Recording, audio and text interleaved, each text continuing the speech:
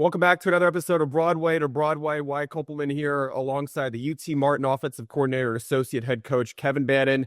Coach, it's great to speak with you as the season just kicked off here for UT Martin. How's everything going with the Skyhawks program over the first couple of weeks of the season? It's going good, man. I think right now we're trying to figure out who we are. Obviously started off the season with two FBS opponents in Oklahoma State and UTEP. Got some things we got to clean up, but heck, excited for the future, man. That's why you play these few games early to kind of find a groove and see what you are as an offense and a defense and special teams. And we're excited to get a chance to play at home tomorrow against Southern Illinois and be in front of our family and friends for once. Yeah, you mentioned getting the chance to come home and play in front of Southern Illinois. It's another important test for your team with OVC play still a couple of weeks away. What are some of the biggest things you're learning about your offensive unit through the first couple of weeks against some pretty good Power 5 teams? Oh, I think we're still trying to find our identity. Our head coach actually calls our offensive plays. I'm just here to try to help him structure it and put a good game plan together and put a product on the field. Over the years, we've obviously wanted to establish the run. And we've been able to do that. We're still trying to find our groove with some new guys up front, and some new running backs that transferred in. And then our wideout play, man, I think our wideouts have improved tremendously from what we have had in years past, especially when it comes to size. And they're able to do some things on the perimeter that, maybe we did with speed in the years past, but we got some bigger bodies and can throw some balls up there and they can go get a jump ball. How would you describe your working relationship with Jace Bauer? He's somebody who's a senior within this program. He's balanced things 343 yards through the air, and then he's also been second on the team in rushing behind John Gentry so far. The coolest thing about him is he's tough. Okay. And me with an offensive line background, anytime your offensive lineman can see that your quarterback's tough and willing to do just about anything for the offense, it kind of gets the wheels rolling and makes things a lot easier. He's also a phenomenal human being, and he's able to do a lot of things, not only through the air, but with his feet that are, hopefully going to make us very hard to defend this year and dynamic. And how do you balance using his dual threat skill set without putting too much on his shoulders? What do you think are the biggest things to maximize his potential within the offense, and then also what everybody else brings as a fit around him? Well, I think first of all, you got to be extremely multiple offensively. We do a lot of motions and shifts, trying to, not give a defense a pre-snap picture and a pre-snap read on what we want to do. Obviously you want to dial back what he has to do on his feet, but what's cool about him is a lot of it comes naturally. We don't have necessarily a huge menu of, hey, he's going to run the ball on this play. There's a lot of power reads that we'll do with him. But then also, man, when the pocket collapses, he's able to use his feet and get out in space. And he's not one of those guys that always wants to slide, and we tell him, hey, man, you don't need to take that hit. Go ahead and hit the ground. Having seen both success and setbacks at UT Martin throughout your coaching tenure, it's now your 14th season with the program. What's your message to your players this week about staying resilient, focused on the bigger goals of just going 1-0 each week and making sure that the offense can meet the defense too? Well, I think it starts in practice. If we go out there and we have that hard-nosed mindset that, hey, we're going to have, 3 or 4 physical days of practice, usually we look up on Saturdays and the scoreboard's in our favor. Our guys obviously still are, they're relentless. I think that goes back to the culture that Coach Simpson's established here. And I think us as adults, sometimes we forget how relentless young men are. We come back from a road trip, obviously from El Paso, we get back at 7:30 in the morning. And heck, our guys are here later that afternoon already trying to watch film on the next opponent and see how, us as coaches are going to plan on attacking them. And heck, it's cool. Anytime I get a text from one of my offensive linemen, they're like, hey, coach, I think this may work this week. What do you think? That's rewarding as a coach. Does that remind you of what you would do as a player within this program all the way back in 2006 when you helped the Skyhawks their first conference title? I think so. I think me and our offensive line coach at the time, Jeep Wade, had a really good relationship. He's another phenomenal human being, a huge mentor in my life.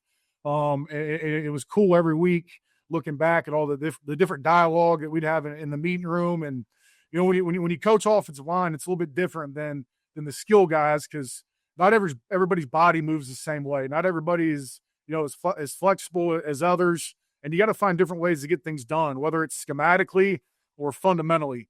And looking back with Coach Wade, he taught me a lot about that. I want to ask you, of course, about your background within the program, particularly. What has it meant to you to have the opportunity to coach an offense and help lead an entire program with Coach Simpson as an alum more than a decade later now? That's a loaded question there because I owe a lot to this place. When I was getting recruited out of high school, this is my only FCS offer. I had a bunch of D2s, some power D2s that were trying to get me to sign with them. You come to Martin, Tennessee, you pull up, and it's a small town, but we take pride in that. And it's funny because I've worked my way up through the ladder. I think I've done just about anything you could possibly do, within this program, from being a GA to leaving for a couple years, coming back, taking over the offensive line. And then I believe I was the recruiting coordinator. Then I was the run game coordinator. And then I was the offensive coordinator. And now, obviously, associate head coach with Coach Simpson. But, being a player and then now being able to do it as a coach, and side by side with him, there's never a dull moment. And like I said, I owe a lot to this place, I owe a lot to him. Him having the faith in me. Heck, I believe I was 25 when he offered me this job. And looking back, I had no clue what I was doing, man. And you find, I guess, trials and tribulations of coaching. You find different ways to do things. And I think over the past couple years, our success has been tremendously, I guess, given to because our head coach believes in hiring former players because they know the culture, they know how things work. And I think that's why we have success. Do you believe that it could be harder to achieve all the positions that you just mentioned, going from GA to run game coordinator to offensive line coach, working with quarterbacks in a bigger program in the FCS or even at the Power 4 level nowadays, given how college football just has a different identity from a surface level? Oh, I definitely think so. I think, I've been given a bunch of different experiences over the years here. One that if I ever, take another job, I'd be ready for it. I firmly believe that you kind of grow where you're planted. I got a beautiful family, a beautiful wife here. I've been married to her for 13 years. I got 3 kids. Like one's 11, one's 6, and one's 2. And even being a father, all the different things that I've done up here and the different positions that I've held has kind of molded me into the man that I am today. And what do you admire most about the culture at UT Martin? I mean, you mentioned how you've been working with Coach Simpson. What do you think has developed most as it relates to the culture? You talked a little bit about the players and how they go right back to watching film, and it reminds you a little bit of when you'd started in the program yourself. Well, I think, when it goes back to culture and what we have going on here, we got a bunch of guys, and we take pride in this now. We got a bunch of guys that nobody else wanted, okay? They come here, they got a chip on their shoulder, and they take that chip into every practice, every workout in the off season, every game, and they're going out there to prove something. We kind of got a saying around here that we'll play anybody, anytime, any place, anywhere, and it doesn't matter because we know our guys are going to be they're going to be ready. They're going to be calloused from the way we practice because we also our practices are probably tougher than games. That's kind of the model that coach has, and the players are bought into it. Now every day or at practice are they going out there and making it that way? Some days we got to get after them. They got a little bit of a lull, but they know for us to have success on Saturday that practice has got to be the toughest part of the week. I mean, practice is the program. Have you noticed that the culture carries over from season to season, having been with this program as a coach for so long?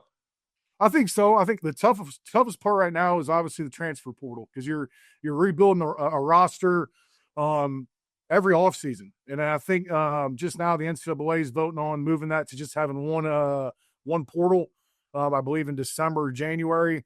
Because before then you had the one in the fall, then you had the one in the spring, and you're looking up after spring practice, and you're like, man, we got to go sign 12, 15 more guys. I think it's tougher, but you have your good nucleus of guys that are bought into everything that we do, that they like having success. So you got enough guys that stay that are able to teach the new guys how we do things around here, and hey, this is acceptable, this isn't acceptable. But definitely the portal has kind of changed that when it comes to maintaining a culture from year to year.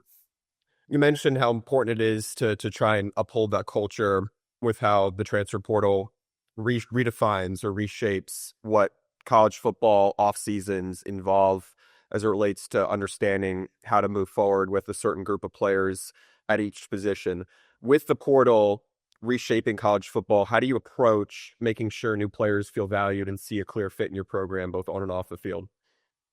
Oh man, I think it's tough because, I mean, let's think. We at the end of fall, at the end of season last year, I think we brought in probably 25 new guys. And then obviously we had a high school class of I think 12. Um, but obviously you're trying to find the best players available. You know, for the most part, it kind of takes care of itself because you trust your evaluations and you trust what you see on tape. You know, sometimes guys come in and they're not happy with playing time, but one thing that Coach Simpson believes in and preaches is, hey guys, we're gonna be honest with these players. Like if they don't see it, you just sit down and show them more on tape of, hey, why this is why you're not getting the playing time you want.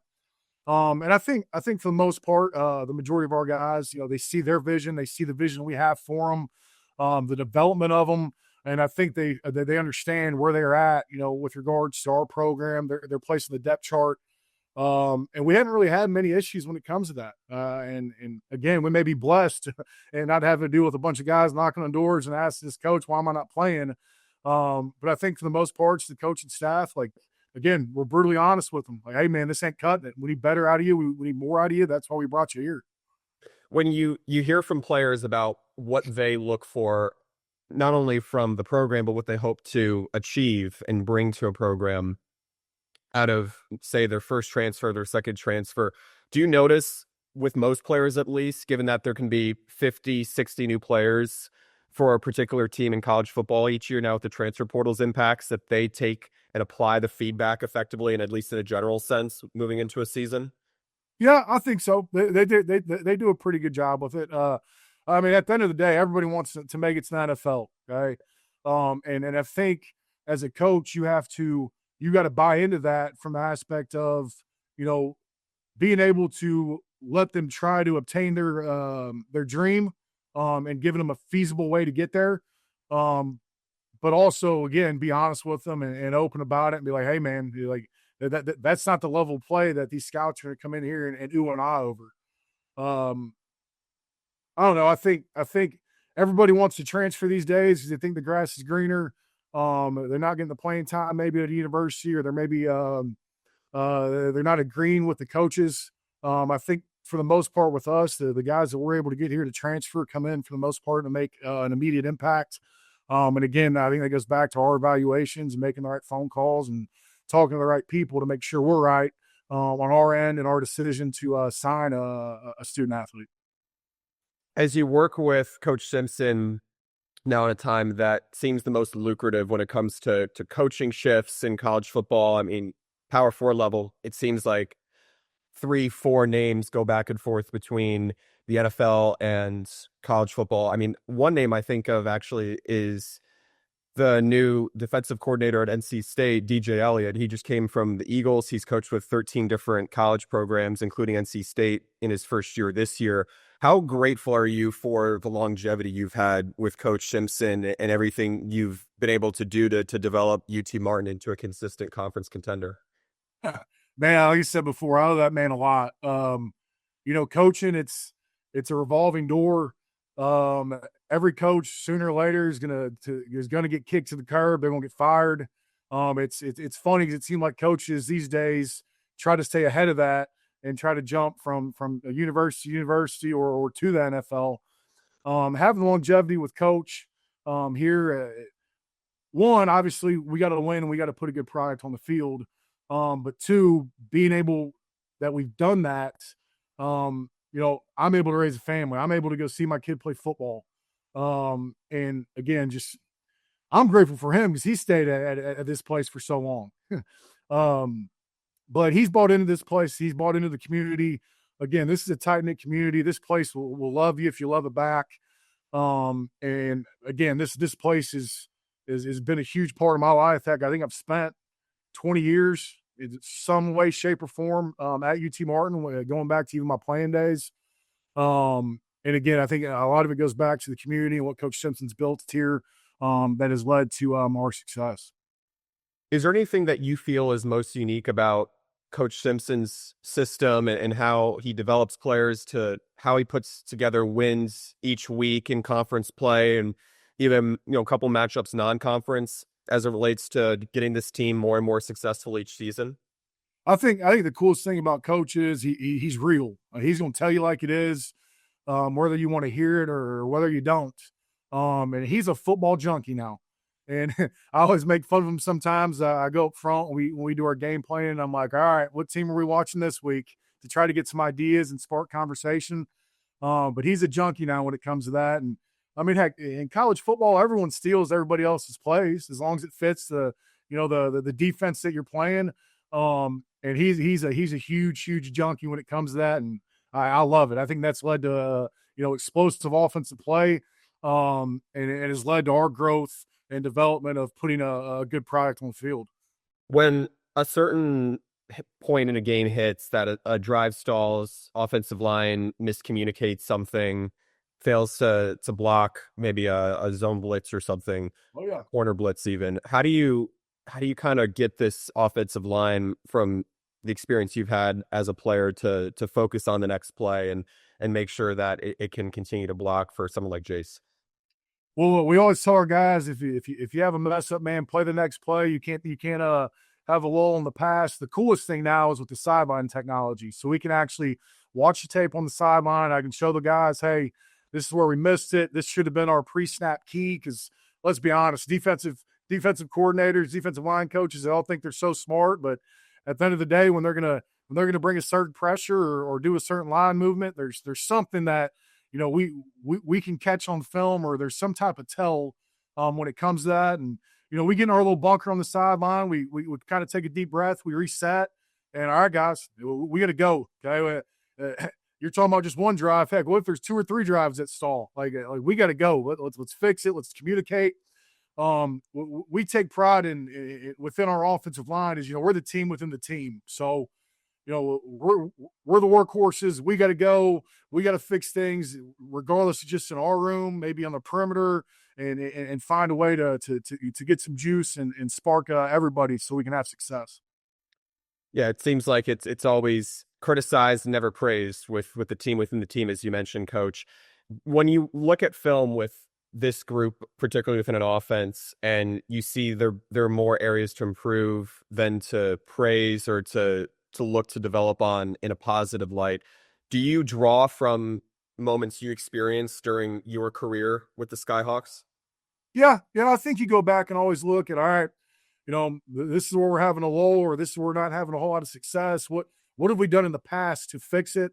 I think every year has its own identity. I think throughout spring practice, throughout fall camp, at least with us offensively, that's kind of when we decide who we're going to be as an offense. Our philosophy here is we're going to recruit the best available players. We don't necessarily recruit to a system.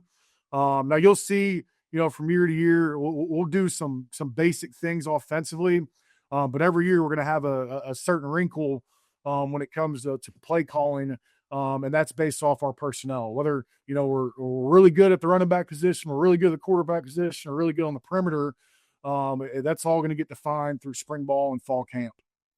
Now, this season has started with two tough road games against Oklahoma State, University of Texas, El Paso. What do you hope the players in your unit can take away from those experiences as you regroup and aim for your first win tomorrow against number 14 Southern Illinois? I think anytime you lose a game, as long as you're learning from your failures and what you screwed up and you're able to fix it the next week in practice, that's usually going to yield success. Up front wise, I mean, heck, we got to do a better job of giving Jace more time in the pocket. And also we got to do a better job of not necessarily just blocking run schemes correctly, but knocking people off the ball. And that's something we take pride in around here. But we want to make that job for that running back as easy as possible.